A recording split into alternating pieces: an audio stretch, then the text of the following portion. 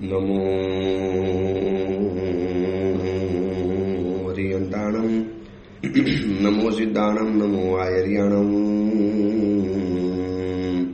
નમો વજ્જાયાણમ, નમો લોહે સૌ સાવણમ, એસો પંચનમુકારો સર્વ પાવપનાશણો, મંગલાહાણમ ચ સૌવેશી પરમમ વૈ મંગલમ. મંગલમ ભગવાન વીરો, મંગલમ ગૌતમ પ્રભુ, મંગલમ સ્થૂલભદ્રાદ્યા, જૈન ધર્મો સુમંગલમ. પ્રવચનનો વિષય છે નવી સવાર નવો વિચાર. આજથી લગભગ 1100 વર્ષ પૂર્વે બનેલો અને આશરે 300 જેટલા નીતિ સૂત્રોથી સુશોભિત નીતિ વાક્યામૃત નામનો આ ગ્રંથ રોજ સવારે સૂર્ય જેમ ઉગે અને નવું તેજ લઈને આવે છે. રોજ સવારે પૂર્વ દિશાની ક્ષિતિજ ઉપર સૂર્યનો જ્યારે પ્રાદુર્ભાવ થાય અને આખું આકાશ, સમગ્ર ધરતી, આ સમગ્ર વિશ્વ કેવું ઝળહળતું પ્રકાશમય બની જાય છે, એવી જ રીતે એક રોજ નવો વિચાર આપણા મગજની અંદરમાં આ મહાત્મા નાખી અને જીવનને અજવાળવાની કોશિશ કરે છે. મારું તમારું જીવન ક્યારેક ક્યારેક અંધકારમાં ઘેરાઈ જાય છે. ક્યારેક ક્યારેક મારું તમારું જીવન અંધકારની અંદરમાંથી એટલું વ્યાપ્ત બની જાય, શું કરવું ખબર નથી પડતી. અંધકારમાં માણસ જેમ મૂંઝાઈ જાય, કશું દેખાય નહીં, અથડાઈ જાય. એવી જ રીતે આપણે આ વિચારોના અંધાપાની અંદરમાં એવા ક્યારેક ઘેરાઈ જઈએ છીએ કે જીવનમાં ક્યારેક નક્કી નથી કરી શકતા કે શું કરવું અને શું ન કરવું, શું છોડવું અને શું ન છોડવું. આવી મૂંઝવણભરી અવસ્થા આપણે એક જાતનો અંધાપો છે. અને એનાથી જ્યારે માણસ જાત ઘેરાઈ ગઈ હોય ત્યારે આવા વિચારોના અજવાળાની ખૂબ જરૂરિયાત છે. રોજ એક નવો વિચાર આ મહાત્મા આપણને આપી રહેલા છે. 300 જેટલા નીતિ સૂત્રો છે, એટલે કે 1 વર્ષ સુધી રોજ નવો વિચાર આ મહાત્મા આપી શકે એમ છે. એટલા અદ્ભુત આ સૂત્રો નીતિ વાક્ય જેવા બનાવ્યા છે. એક લાઈનના વાક્ય, આખો શ્લોક બનાવવો હજી સહેલો, પરંતુ આવા નાનકડા વાક્યની અંદરમાં આખો પોતાનો વિચાર સમાવી દેવો અને એવો અદ્ભુત વિચાર બતાવો કે જેની ઉપર ક્યારેક 2 દિવસ પ્રવચન થાય, 3 દિવસ થાય, 4 દિવસ થાય. છેલ્લા 2 દિવસથી આપણે જેની ઉપર વિચારણા કરી રહેલા છીએ. એક પ્રવચન થયું હતું નૌપતજીની ઓરી પહેલા, એક ગઈકાલે થયું, આજે એનું 3જા નંબરનું પ્રવચન. એ જ સૂત્ર, એ જ વાત, અને એ જ વાત બતાવે છે કે ખરો લોભી તો એ વ્યક્તિ કહેવાય. સખલુ લુબ્ધો, ખરો લોભી તો એ છે યશસ્સુ વિનિયોગાત, પોતાની પાસે જે વસ્તુ છે આત્મના સહ જન્માંતરેસુ નયતી. આમાં વિનિયોગ કરવાથી આ ભવની અંદરમાં આપણે જે વસ્તુ બીજાને આપીશું એ વસ્તુ આવનારા ભવની અંદરમાં આપણી સાથે આવવાની છે. સારું આપીશું તો સારું, ખરાબ આપીશું તો ખરાબ. ઇકો પોઈન્ટ હોય છે ને મોટા મોટા પર્વત ઉપર, તમે સામે જે શબ્દ બોલો ને એ શબ્દ પાછો અથડાઈને આપણને સંભળાય. શુભ શબ્દ બોલો તો શુભ શબ્દ સંભળાશે અને અશુભ બોલીશું તો અશુભ સંભળાશે. બસ આ દાનની વાત એવી છે કે જે રીતે આપીશું, જે ભાવથી આપીશું, જે વ્યક્તિને આપીશું, જે આપવાની આપણી પદ્ધતિ હશે એ જ રીતે આપણને પાછું મળવાનું છે. આ ભાવમાં જે પણ મળ્યું છે ને એ આપવાથી જ મળ્યું છે. હવે આ ભાવમાં સારું મળ્યું છે તો વિચારી લેવાનું કે ગત ભાવમાં મેં સારું આપ્યું છે. સુંદર શરીર, રૂપવાન શરીર, બ્યુટીફુલ, હેન્ડસમ. કેટલાક માણસોના ફિગર જોવો, એમ લાગે કે ધરતી ઉપરના માનવો આવા સુંદર દેવદેવી જેવા છે તો દેવલોકના માનવો કેવા હશે. એવું અદ્ભુત રૂપ સૌંદર્ય છટાને ધારણ કરનારા, શરીરનું સૌષ્ઠવ, શરીરની ઊંચાઈ, ભરપેટ, આ બધું જોતા એમ લાગે કે પરભવની અંદરમાં ચોક્કસ એ લોકોએ વિનિયોગ કર્યો છે, આપ્યું છે. તપસ્યા કરી માટે શરીર સુંદર બન્યું, જીવદયાનું પાલન કર્યું માટે શરીર તંદુરસ્ત બન્યું. બ્યુટી અને હેલ્થ, આ બંને વસ્તુ સાથે મળે તો ગત ભવની અંદરમાં આપ્યું છે એની જાહેરાત છે. હવે આ ભવની અંદરમાં જો નહીં આપીએ, કારણ કે લખ્યું છે ને સલુબ્ધ, તે ખરો લોભી છે, વિનિયોગાત, પોતાની પાસે રહેલી વસ્તુઓનો વિનિયોગ કરવો. બસ આ વાત બહુ મહત્વની છે. હવે કેવી રીતે આપો છો ને એની ઉપરથી પણ નક્કી થાય. ખાલી આપી દેવાથી કામ નહીં થાય. એમ તો કહી દો, લઈ જા લઈ જા ભાઈ, તું લઈ જા અહીંયાથી. તો આ બધા શબ્દ પ્રયોગ ખોટા કહેવાય. એક કંટારાવાળો પ્રયોગ કહેવાય. જાને ભાઈ લઈ જા નહીં આવે, યાર શું પાછળ પડે છે, બસ લે તને આપ્યું, જા લઈ જા. આ બધા કંટારાવાળા શબ્દો. આપતી વખતે એમ હોય, સાહેબ લાભ આપો, સાહેબ મારું દ્રવ્ય સ્વીકારો, સાહેબ આપને તો આપનારા ઘણા છે પણ મને આવો નાનકડો લાભ આપો, મારે લેવું છે, મારું આ દાન સ્વીકારો, મારી આ રકમ સ્વીકારો. કેટલો ફરક પડે છે. લઈ જા, લે, બસ, જા, આ બધા શબ્દ પ્રયોગ છે ને કંટાળાના છે. એ આપ્યા પછી પણ એટલો કદાચ ફાયદો નથી કરાવી શકતો, પરંતુ આપતી વખતે આનંદ, આપ્યા પછી અનુમોદના, અહોભાવ સાથે કેવું મને દાન કરવાની તક મળી, કેવો ઉપાશ્રય બનાવ્યો, કેવું દેરાસર બનાવ્યું, કેવા ઉપધાન કરાવ્યા, કેવા છરીપાલી સંઘની અંદરમાં ગયો, કેવું મહાત્માને સુપાત્ર દાન વરાવ્યું. આ બધો જે હૃદયનો જે ગદગદ ભાવ, હૃદયની અંદરમાં પડેલી જે ભાવના અને એના સાથે જે દાન અપાઈને એના પરિણામો કોઈ અજબ ગજબના હોય છે. એટલે આપણે ગઈકાલે શરૂ કરેલું આજે આનો છેલ્લો દિવસ, આ ચેપ્ટરનો દાન ચેપ્ટરનો છેલ્લો દિવસ.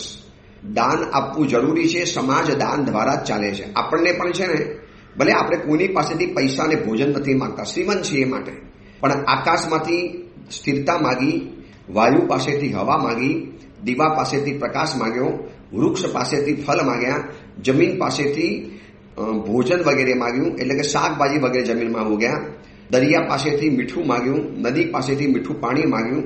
શું નથી માગ્યું આપણે? ફૂલ પાસેથી સુવાસ માગી. આ બધા પાસેથી દાન લીધું તો આપણી જિંદગી જાય છે ને. માનો આ સુધીની અંદરમાં સૂર્યએ આપેલો પ્રકાશ, એની સનલાઇટનું અગર જો બિલ આવે ને, બિલ, સનલાઇટ બિલ, આપણે ભરી જ ન શકીએ, આપણી તાકાત જ નથી. ગવર્મેન્ટનું બિલ ભરતા ભરતા પણ જો તકલીફ પડતી હોય છે, તો આ આકાશની અંદરમાં આ બધા જે કુદરતી તત્વો છે એ બધાનું બિલ આપણે કેવી રીતે ભરી શકવાના હતા? એટલે દાન વગર તો ક્યારે મારી તમારી જિંદગી ચાલતી જ નથી. આ કુદરતનું દાન બધું આપણે સ્વીકારીએ છીએ, તો આપણે કેમ બીજાને સહાય ન કરવી? કેમ આપણે બીજાને ઊભો ન કરવો? મારો સાધર્મિક બંધુ, મારો પરિવાર, મારો જ્ઞાતિજન, મારા ભાઈ ભાંડુ, ભલે હું સક્ષમ બન્યો તો મારા ભાઈને પણ સક્ષમ બનાવું, એને પણ જરા હેલ્પ કરું, દાન વગેરે કરું, એને પણ બિઝનેસમાં સહાય કરીને આગળ વધારવું. તો એના 4 પ્રકાર હોય છે. આપણે જે પહેલા નંબરનું ગઈકાલે જોયું કે જરૂરિયાતવાળી વ્યક્તિની પાસે જઈને આપવું આ શ્રેષ્ઠતમ દાન. સંઘવાળા કે ભાઈ આપણા સંઘમાં ઉપાશ્રય બનાવવો છે, તમે આવજો જરા, તમારું કામ છે. બોલાવ્યા પછી પેઢીની અંદરમાં જાય, પછી પ્લાન માગે ને, નકશો માગે ને, નામ ક્યાં આવશે, તકતી ક્યાં આવશે, આ બધું કરો ને, શ્રેષ્ઠ દાન નહીં. જેવી ખબર પડી કે આપણા સંઘની અંદરમાં નવો ઉપાશ્રય બનવાનો છે, અથવા તો ગુરુદેવે આ વખતે આપણને કંઈક ઉપધાન કે વૈયાવજ ધામ એવી કંઈ સ્કીમ બતાવી છે, તો સામેથી પૂછપરછ, સાહેબ શું છે, મારે દાન આપવું છે, મારે આમાં લાભ લેવો છે, મારે આમાં ડોનેશન કરવું છે, તો કેવી રીતે કરી શકાય? મને કંઈક પૂછો ને સાહેબ, રસ્તો બતાવો ને. આને કહેવાય છે જરૂરિયાતવાળી વ્યક્તિને સામે ચડીને દાન આપો. આ સર્વશ્રેષ્ઠ દાન છે. જો મહાત્મા ઘરે આવ્યા અને તમે વરાવી દો ને, આ દાન મધ્યમ દાન છે. એ આપણી પાસે આવે અને બોલાવીને એને આપણી પાસે બોલાવીને આપવું, આ તો મધ્યમ દાન કહેવાય. મહાત્મા ઘરમાં આવ્યા અને આપણે વરાવી દીધું, આ તો મધ્યમ દાન છે. સામે ચડીને મહાત્માને કહેવા ગયા, સાહેબ મારું ઘર બાજુમાં જ છે, સાહેબ લાભ આપજો. સાહેબ ઓફિસમાં જઈ શકીશ, ઘર નહીં બતાવી શકું, પણ ગુરુદેવ ચોક્કસ આવજો સાહેબ, લાભ આપજો. બીજા દિવસે વળી પાછો કે સાહેબ ગઈકાલે ગયા હતા ને મારા ઘરે, સાહેબ ન ગયા તો આજે સાહેબ પધારજો, સાહેબ આજે લાભ આપજો. આવી છે ને વારંવાર ઉઘરાણી કરે, વારંવાર માંગણી કરે, વારંવાર પ્રપોઝલ મૂકે, વારંવાર મહાત્મા પાસેથી હિસાબ માગે, આને કહેવાય છે શ્રેષ્ઠ દાન. જો સાધુ ભગવાન છે, ગોચી પાણી તો વાપરવાના છે જ, હોટલમાં તો નથી જવાના, જાતે તો રસોઈ નથી બનાવવાના. એટલે અમારા માટે એક જ રસ્તો છે, સાવકોના ઘરમાં સુપાત્ર દાન માટે ગોચી પાણી ઓરવા જવાનું. તમે અમને આપો એ સુપાત્ર દાન કહેવાય, અમે તમારા ઘરે લેવા માટે આવી એને ગોચરી કહેવાય. હવે મહાત્મા તો આવવાના છે અને આવ્યા પછી તમે ઉલટફેર આપ્યું, વોરાવ્યું, આનંદ સાથે વોરાવ્યું, પણ એનો લાભ એટલો ન મળે જેટલો લાભ શ્રેષ્ઠ દાનને મળે છે. સામેથી ચડીને વિનંતી કરીને ખાસ કહીને આવે કે સાહેબ આજે આવવાનું જ છે ગોચરી પાણી માટે, સાહેબ લાભ મળવો જોઈએ. અઠવાડિયું થઈ ગયું, સાહેબ 10 દિવસ થઈ ગયા, કેટલા દિવસથી સાહેબ લાભ નથી મળ્યો, સાહેબ લાભ આપો ને. આ જે અંદરની જે ઝંખના, જીજી વિસા, આને કહેવાય છે શ્રેષ્ઠ દાન કહેવાય. બીજા નંબરનું છે મધ્યમ દાન. એને આપણી પાસે આવીને બોલાવવાનો, એ જરા પૈસા આવીને લઈ જજે, એ જરા આ તારું કવર આવીને લઈ જજે, જો તું મારા ઘરે આવજે, મારે તને પૈસા આપવાના છે, દિવાળી બોનસ આપવાનું છે. એ બોલાવશો ને આપશો, એની એ જ વસ્તુ આપશો, ઉલટાની કદાચ એનાથી સારી આપશો. શ્રેષ્ઠ દાનવાળો જેવી ઉત્તમ વસ્તુ નથી આપતો, એના કરતાં સારી ચીજ તમે આપશો, છતાં પણ એ દાન કહેવાશે તો મધ્યમ દાન કહેવાશે. કારણ કે એને આપણી પાસે બોલાવીને આપણે આપ્યું છે. હવે ત્રીજા નંબરમાં શું આવે છે? માગ્યા પછી આપવું. એ મને કીધું ક્યાં, એને મારી પાસે માગ્યું ક્યાં? उन्होंने मुझे बोला था, उन्होंने मुझे कहा था कि मुझे जरूरत है, कहा होता तो मैं दे देता था. મને એને કહેવું જોઈએ ને, કયા વગર તો કોણ આપે? પછી ગુજરાતી કહેવત યાદ કરાવે, માગ્યા વગર તો માય પણ ન પીરસે. માને પણ છે ને ખબર નથી પડતી, દીકરો માગે તો માં પીરસે. બોલના चाहिए, માગના चाहिए. સંઘના ટ્રસ્ટીને કે ભૈયા તમારે મને કહેવું જોઈએ ને આવું હતું, કેમ મને ન કીધું? કે સંઘમાંથી આપણે ઉદ્ધાન કરાવીએ છીએ, આપણે ઉપાસે બનાવડાવીએ છીએ. આ વખતે સંઘની અંદરમાં આવી એક નવી યોજના બનાવી છે, મને કીધું કેમ નહીં? તમે મને કીધું હતું હું આપી દે. અરે ભાઈ કહેવાનું શું આની અંદરમાં? પૈસા છે, તમારી પાસે સક્ષમતા છે, તાકાત છે, તમારી કેપેસિટી છે, અને સામે આવ્યું છે ચીજ કરવા જેવી. દેરાસર ઉપાસેમાં બોર્ડ લગાવ્યું છે, આખી યોજનાનું બોર્ડ લગાવેલું હતું કે આ યોજનામાં લાભ લેવો છે તો આટલા રૂપિયા, ગેલેરીના આટલા, પ્રવચન હોલના આટલા, ફલાણાના આટલા. સામે ચડીને આપે શ્રેષ્ઠ દાન, એને બોલાવીને આપે મધ્યમ દાન, માગ્યા પછી આપે. એ વ્યક્તિ માગે તો જ આપવાનું, બાકી નહીં આપવાનું. અને વળી પાછી એમાં દલીલ કરે, અમને થોડું કીધું તું, અમને કહેવા માટે આવ્યા હતા, હું તો આપી દે, હું તો બધાને આપું છું. જો મારી પાસે જેટલો આવ્યા ને બધાને મેં આપ્યું છે, તો મારી પાસે ના આવ્યા તો ન આપ્યું. કેમ ભાઈ? એ યાચકને આપણી પાસે જ કેમ બોલાવવાનું? જે યોજના છે એ યોજનાવાળાને આપણી પાસે કેમ બોલાવવાના? આપણે સામે ચડીને ન આપી શકીએ?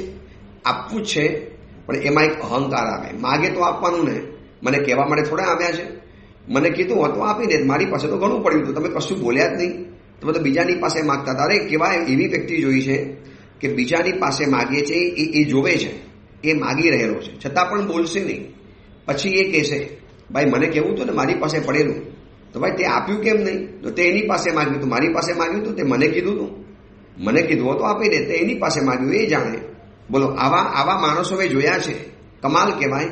હવે એને ખબર નથી કે તમારી પાસે છે, બની શકે છે મને ખબર નથી તમારી પાસે એ ચીજ છે અને હું બીજાની પાસે એ ચીજ માગું છું, તો એ વ્યક્તિ મને કહી ના શકે કે દોસ્ત ચિંતા નહીં કરતો, એ વસ્તુ મારી પાસે પણ છે, હું તને પહોંચાડી દઈશ. બસ સામેવાળો તને હજી હા ના કરે ને, હું તને આપી દઈશ, કોઈ ચિંતા નહીં કરવાની. આ કહેવાય છે સારું, આ પણ દાન સારું કહેવાય છે. આ કહેવાય શ્રેષ્ઠ દાન. બોલાવીને આપો એ મધ્યમ દાન, માંગ્યા પછી આપો એ અધમ દાન, અને ચોથા નંબરમાં આવે છે નિષ્ફળ દાન. કોઈ એ દાનનો ફરક ના પડે, કોઈ દાન ફેલ જાય. સેવા કરાવીને આપે, કામ કરાવીને આપે, ભાઈ એ તો તમે પગાર આપો છો. દાન કોને કહેવાય? તમે કશું સામે કર્યા વગર જરા આટલું મારું કામ કરી લે, હું તને આટલા પૈસા આપીશ, તને બોનસ આપીશ, આટલું મારું કામ કરી લે. ભલે 100 રૂપિયાનું કામ કરાવીને 500 રૂપિયા આપશે, પણ કામ કરાવીને આપે છે, મફતમાં નથી આપતો. પછી કે બધા મફતનું ખાઈ જાય ને મફતના પછી બગડી જાય, આપણે તો કામ કરાવીને આપવાના. એવા સમયમાં એ જરૂરી પણ છે. કેટલીક વ્યક્તિઓ માટે આ નિયમ જરૂરી છે કે કામ કરાવીને આપો, તો જેથી આરસ ન ચડે, બેઠા બેઠા માગવાની ટેવ ન પડી જાય. પરંતુ જેને તેને મારું આટલું કામ કરી આપજો તો હું તમને આપીશ, આટલું મારું તમારે કામ કરી આપવાનું તો હું તમને આટલી વસ્તુ આપીશ. તો આ તો બધો સોદો થઈ ગયો. એટલે 4 પ્રકારના દાન જોયા. સામે ચડીને આપું શ્રેષ્ઠ દાન, સામેવાળાને બોલાવીને આપું મધ્યમ દાન, માગ્યા પછી આપું આ જઘન્ય દાન, અધમ, અને સેવા કરાવીને આપવું એ નિષ્ફળ દાન. દાન ટોટલી ફેલ ગયું, કોઈ કહેતા કોઈ કામનું નહીં. દેખો, ગુરુ ભગવાન તમને એમ કે ભાઈ સારું કમાયા છો ભગવાનની કૃપાથી, ઘર વગેરે તો બહુ જોરદાર સુંદર બનાવ્યા છે, એકાદ ઉદ્ધાન કરાવો ને, એકાદ 99 યાત્રા કરાવો, એકાદ આવું સાધર્મિકનું કાર્ય કરાવો, એકાદ આવું ચોમાસું કરાવો, કંઈક આવી વ્યવસ્થા કરાવડાવો. આપણે આ રીતે એક વ્યવસ્થા ઊભી કરી છે શાસનના સાધર્મિકો માટેની. હા સાહેબ લખી લો ને, સાહેબ લખી લો મારા 10 લાખ રૂપિયા, 15 લાખ, 20 લાખ. ગુરુદેવ વિચાર કરે કે 20 લાખ રૂપિયા લખાવી દીધા, ભાઈ તમારી ઉદારતા છે. સાહેબ આપે કીધું એટલે હું ના પાડું, આપે મને કહી દેવાનું. કહી દેવાનું કેમ? તમે તમારા ગુરુને કહી રાખો ને, ગુરુદેવ આ વખતે આટલો કમાયો છું અને આટલા મારે વાપરવા છે, આટલો ફિગર છે, સાહેબ આપ મને ગમે તે જગ્યાએ લાભ આપી દેજો. આટલું ખાલી કહી દેવામાં શું જાય છે? એટલે એ દાન તમારું સીધું શ્રેષ્ઠ દાન ગણી જવાનું. એ આપેલી ચીજ આપણી સૌથી શ્રેષ્ઠ દાન, બેસ્ટ દાન, એકદમ ઉત્તમમાં ઉત્તમ દાન તરીકે એની ગણતરી થવાની. એટલે આ રીતે પણ દાન કરી શકાય. હવે આપણે જોવા છે દાનના 3 કલંક. દાન આપીએ છીએ તો ખરા, પણ આપતા આપતા એના 3 કલંક થાય છે. પહેલા નંબરમાં તો દાનનું પહેલું કલંક એ છે કે બને ત્યાં સુધી આપવું જ નહીં. આ પહેલું કલંક.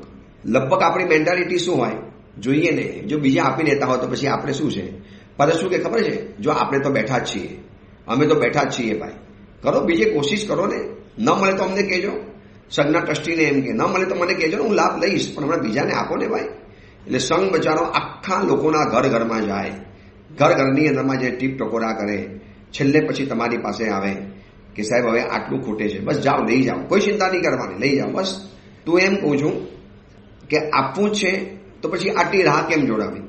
એટલું પુણ્ય આપણને મોડું બંધાયું, પહેલા આપ્યું તો પહેલા પુણ્ય બંધાઈ જાત. એટલે દાનના 3 કલંક છે, બને ત્યાં સુધી આપવું નહીં. આ પહેલી આપણી મેન્ટાલિટી કેળવાઈ ગઈ છે. જો બીજો કરનારો હોય, બીજો એક કાર્ય કરનારો દેખાતો હોય, બીજો કંઈક પૈસા ખર્ચનારો દેખાતો હોય, તો પછી જાતે મનમાં સમાધાન કરીને આપણે તો ઘણું કર્યું, હવે નવા લોકોને જોડવા દો, આપણે તો ઘણું કર્યું છે. ઘણું કર્યું એટલે ફરી વખત લાભ ન લેવાય એવું કોને કહ્યું? વસ્તુપાલ તેજપાલે પોતાના જીવનની અંદરમાં 12.5 વખત છરીપાલી સંઘ નીકાળેલા. 12.5 વખત કહું છું, શંખેશ્વરના કેટલી વખત 12.5, દર વખતે લાખો માણસોને લઈ જાય યાત્રાની અંદરમાં, છરીપાલી સંઘની અંદરમાં. એ લોકોના સંઘના વર્ણનો આવે છે. તો વારંવાર કર્યું કે નહીં? કેટલાય શાવકોને આજે અભિગ્રહ છે કે 108 ઉપાશ્રય બનાવવા, 108 ભગવાન ભરાવા, જીન પ્રતિમા ભરાવી, એમાંથી 60-70 ઉપાસિતોએ પરિવારે બનાવી દીધા, લાભ લઈ લીધો છે ઓલરેડી. તો સામેથી ગયા હશે, ગુરુદેવ કોઈ જગ્યાએ લાભ લેવો છે જરા બતાવું છે ને ઉપાશ્રય, અથવા તો જેવી ખબર પડી ગુરુએ ખાલી ઈશારો કર્યો ને તરત જ તૈયાર. જી ગુરુદેવ આપ કહો છો તો તૈયાર છીએ, અમને આવો લાભ ક્યાંથી મળે? એક ઉપાસમાં કેટલા બધા સમણ ભગવંતો બિરાજવાના, સંયમની આરાધના કરવાના, આ પ્રવચન વગેરે કરવાના, આવી ઉત્તમ આરાધનાઓ થવાની, સવાસદના પતિક્રમણ, આચાર્ય ભગવંતોના સૂર્યમંત્રના જાપ, પન્યાસ પરસ્તોના વર્ધમાન વિદ્યાના જાપ, ગણી ભગવંતોના જાપ, બીજા બધા મુનિ ભગવંતોનો જાપ, દિવસ રાત સ્વાધ્યાય, વૈયાવચ, પ્રવચન વગેરે, લોકોના સેંકડો સામાયિકો અને પથિકરણ વગેરે જે હોલની અંદરમાં થાય, આ બધો જ લાભ મળી શકતો હોય. પરંતુ શું વિચારે લઈશું ને, આપણે તો છીએ જ, કોઈ બીજાને લેવા દો ને, કોઈ બીજાને જાગવા દો, આપણે તો કાયમ માટે ઉભેલા છીએ ને, ક્યાં નથી જવાના? બસ આ દાનનું પહેલું કલંક આવ્યું, બને ત્યાં સુધી આપવું નહીં. હવે જ્યારે આપવાનો વારો જ આવ્યો, આપવું જ પડે એવું છે, તો શક્તિ કરતાં ઓછું આપ્યું છે. આપણું પુણ્ય મધ્યમ અને સાધારણ કેમ બંધાયું? કેટલું મધ્યમ પુણ્ય છે મારું તમારું, કેટલું મધ્યમ પુણ્ય. કેટલા લોકોને ખુશ કરો, ભૈસા પાપા કરો, કેટલાની દાઢીમાં હાથ ગાલો, કેટલાને પટાવો, તારે માંડ એ વ્યક્તિ રાજી થાય, ખુશ થાય અને આપણને કંઈક હેલ્પ કરવા તૈયાર થાય. કેટલું માંદું પુણ્ય છે આપણું, કેટલું કમજોર માય કાંગરું પુણ્ય છે. કેમ આવું થયું? શક્તિ કરતાં ઓછું આપ્યું છે. આ ભાવમાં શક્તિ કરતાં જે ઓછું આપે છે એને આવનારા ભાવની અંદરમાં શક્તિ ઓછી મળે છે. બહુ ધ્યાનથી આ વાક્ય સાંભળજો, બને તો ઘરની દિવાલ ઉપર કોતરી રાખજો. શક્તિ કરતાં ઓછું જે આપે છે, શક્તિ કરતાં ઓછું આપે છે, એને આવનારા ભાવમાં કુદરત પણ એને ઓછું જ આપવાની. ભાઈ શક્તિ કરતાં ઓછું કેમ આપવાનું?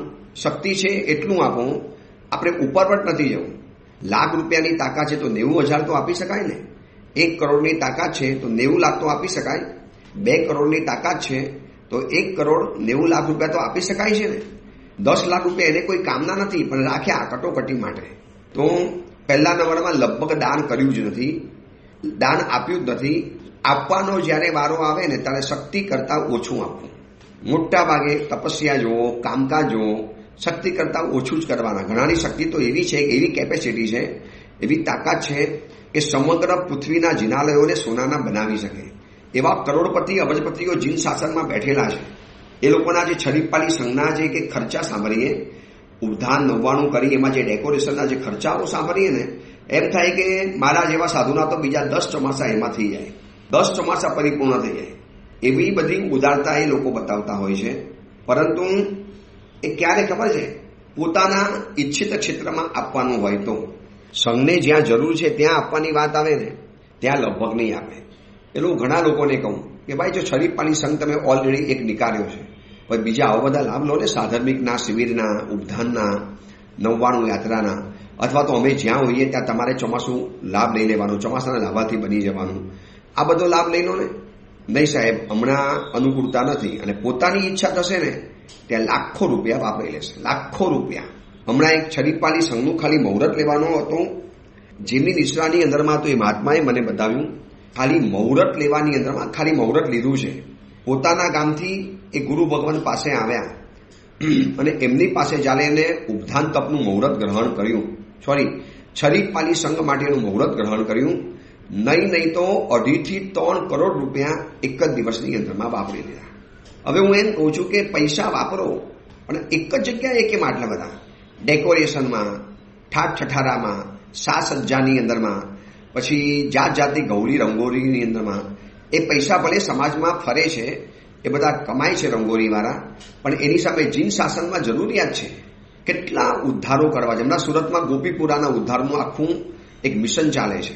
કેટલા મિશનની અંદરમાં આવા ધનની જરૂરિયાત પડવાની, આવા તીર્થ જેવા મંદિરો બચાવી લેવાના, આખી એની કોર્ડન કરી લેવાની, કેટલી મોટી ધનની આવશ્યકતા પડશે. તો પોતાની ઈચ્છા થાય ત્યાં ધન નથી ખર્ચવાનું, જ્યાં શાસનને જરૂરિયાત છે ત્યાં ધન ખર્ચો તો વધારે કામ એ થશે. એનાથી શાસન ચાલશે, ધર્મ આગળ વધશે, એનાથી પરંપરાઓ આગળ વધવાની. એટલે આપણી વાત એ છે કે દાન આપ્યું ને પણ એના 3 કલંક આપણે સાથે રાખ્યા. પહેલા નંબરમાં આપવું જ નથી, બીજા નંબરમાં શક્તિ કરતાં ઓછું આપવું છે, અને ત્રીજા નંબરમાં જે આપવું છે એમાં પણ ઉદ્વેગ અનુભવવો છે. જે આપે છે ને એમાં પણ કંટાળો આવે ને, ક્યાં યાર દર વખતે આપવાનું, શું આ દર વખતે લેવા માટે આવી જાય ને આપણે આપ્યા કરવાનું. આ બધું અંદરમાંથી ભાવ પેદા થાય છે ને, એ ભાવ જે આપવું છે એમાં પાછું ઉદ્વેગ, એમાં કંટાળો, થાક. જોજો મમ્મણે આપ્યું ખરું પણ આપ્યા પછી કંટાળો કર્યો, પશ્ચાવો કર્યો. ક્યાં દાન આપ્યું? ખોટું દાન આપ્યું. હમણાં પાછું લઈ લેવું જોઈએ મહાત્મા પાસેથી. ઉલટાનું એમ વિચારવું જોઈએ કે આવા ઉત્તમ મુનિવરના પાત્રમાં આવી ઉત્તમ આઈટમ ગઈ, આ તો મારું નસીબ કહેવાય. પાત્ર ઉત્તમ અને દ્રવ્ય ઉત્તમ. આવા ઉત્તમ મુનિવરના પાત્રમાં મારા આ ભોજન ગયું, આવતીકાલે એનાથી માસક શમન કરશે, આખો લાભ મને મળવાનો.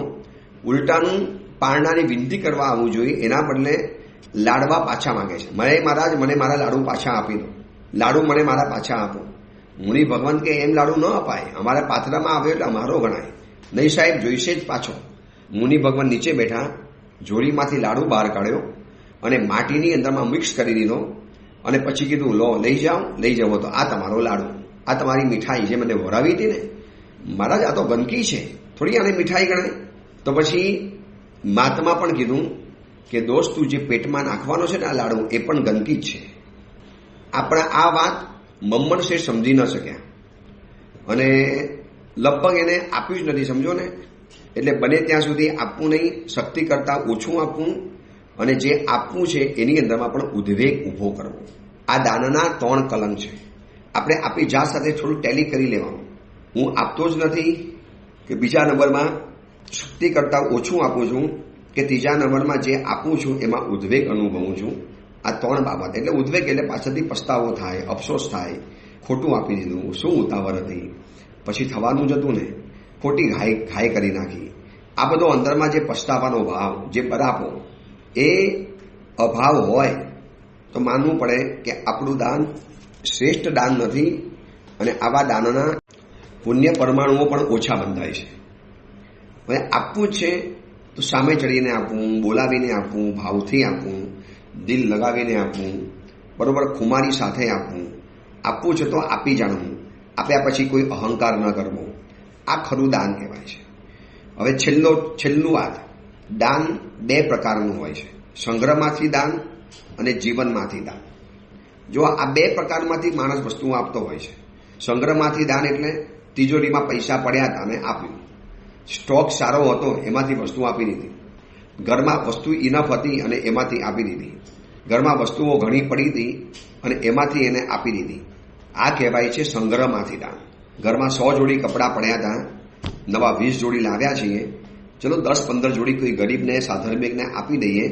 આ કહેવાય છે સંગ્રહમાંથી દાન. તમારી પાસે સંગ્રહ હતો અને તમે આપ્યું. દુઃખીને પૈસા સંગ્રહમાંથી દાન કહેવાય. દુઃખી જીવને પૈસા આપો ને, આ સંગ્રહમાંથી દાન. દુઃખી જીવ હતો, તમારી પાસે પૈસા પડ્યા હતા માટે આપે, ન હોત તો ના આપે. પોતાની પાસે એક્સેસ છે, મન બની ગયું, ચલો ને એક લાભ લઈ લઈએ, ચલો ને આપી દઈએ, ચલો ને આટલો લાભ લઈ લઈએ. તો આ કહેવાય છે સંગ્રહમાંથી દાન. અને બીજા નંબરમાં દાન આવે છે જીવનમાંથી દાન. જીવનમાંથી દાન એટલે પોતાની પાસે જે વસ્તુ હતી,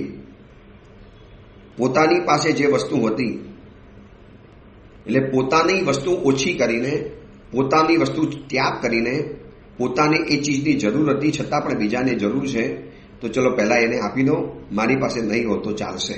આવું કરીને જે આપે છે ને એ સંગ્રહમાંથી દાન છે. અને હજી સંગ્રહમાંથી દાન કેવું હોય ને તો કોકના ગુનાને માફ કરવા, કોઈને ક્ષમા માંગી લેવી, કોઈને જતું કરી લેવું. આપણો ભયંકર દુશ્મન હોય છતાં પણ એને હસીને વાત કરીને એને માફ કરી દેવું. આ કહેવાય છે જીવનમાંથી દાન. તમે તમારા જીવનમાંથી કંઈક ઓછું કર્યું અને પછી તમે દાન આપ્યું છે, એમને નથી આપ્યું. તમે પોતાના જીવનમાંથી કંઈક ઓછું કર્યું છે. જો સંગ્રહમાં તો છે ને સ્ટોક ભરપૂર છે, 4 આપશો તો બીજું 15 વસ્તુ પડેલી છે. એટલે એ દાન કરતાં જીવનમાંથી દાન છે ને એ બહુ મોટું છે. ચંડ કૌશિકની સામે પરમાત્મા જ્યારે ઊભા રહ્યા ત્યારે ભગવાને સંગ્રહમાંથી દાન નથી આપ્યું, જીવનમાંથી દાન આપ્યું છે. એનો જીવ બચાવ્યો, સામે ચડીને એને બચાવવા માટે ગયા, એને તારવા માટે ગયા.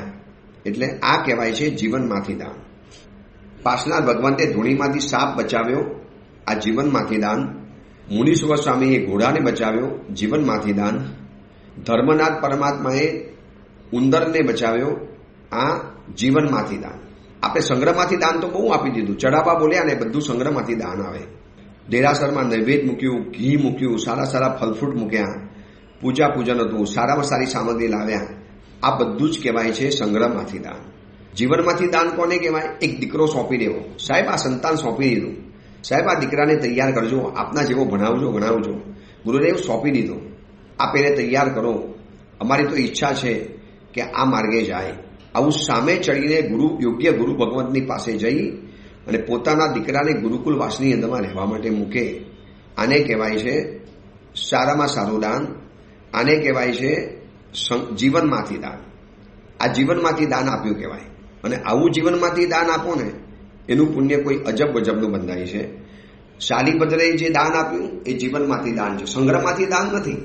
તપેલીમાં ઘણી ખીર હતી અને એમાંથી 4-5 ચમચા ભોરાવ્યા, આ સંગ્રહમાંથી દાન કહેવાય. પરંતુ પોતાને જિંદગીમાં એક જ વખત ખીર ખાવા માટે મળવાની હતી, ફરી વખત નથી મળવાની. આવું માં 100% કહીને ગઈ છે. છતાં પણ મહાત્મા આવ્યા અને ઉલટભેર વરાવી દીધું. આ શું કર્યું? એને જીવનમાંથી દાન આપ્યું. જે પોતાને જોઈતું હતું, જરૂર હતી, માગતા હતા, જેના માટે ફરતા હતા, એ વસ્તુ મને મળી ગઈ. હવે મેં એનું દાન બીજા કોકના માટે કરી દીધું. એટલે સમજી લેવાનું કે મને જીવનમાંથી દાન કરવાનો ફાયદો મળ્યો છે. સંગ્રહમાંથી દાન કદાચ આપશો ને તો આવનારા ભાવમાં મળે કે ન પણ મળે ને અથવા તો એવા પ્રકારનું ન મળે. પણ જીવનમાંથી દાન આપો તો કંઈ પૂછવાની વાત જ નથી, 100% મળી જાય. એટલે આ નીતિ વાક્યામૃતનું 101 નંબરનું સૂત્ર કે જેની અંદરમાં આપણે એ સાંભળ્યું કે તે ખરો લોભી છે જે વિનિયોગથી પોતાની સાથે જન્માંતરમાં એ વસ્તુ લઈ જાય છે. જો જન્માંતરના વસ્તુ સાથે આવવાની હોય તો આપણે પણ કેમ ન આપીએ? આપણે પણ શું કામ પછી વિચારણા કરવાની? આપણે પણ શું કામ પછી વિચારવું આપવું કે ન આપવું? એટલે આ દાનનું ચેપ્ટર સાંભળ્યા પછી મન થાય તો સારી સારી જગ્યાની અંદરમાં તમારી શક્તિનો ઉપયોગ કરજો. ખાલી સંપત્તિની વાત નથી, બધી શક્તિની વાત છે. એ અંગેની બીજી વિશેષ વાત આપણે આવતીકાલે કરીશું. એ જ મંગલ કામના, મંગલ ભાવના. જીનાગના વિરુદ્ધ કાંઈ પણ બોલાયું હોય તો મિચ્છામી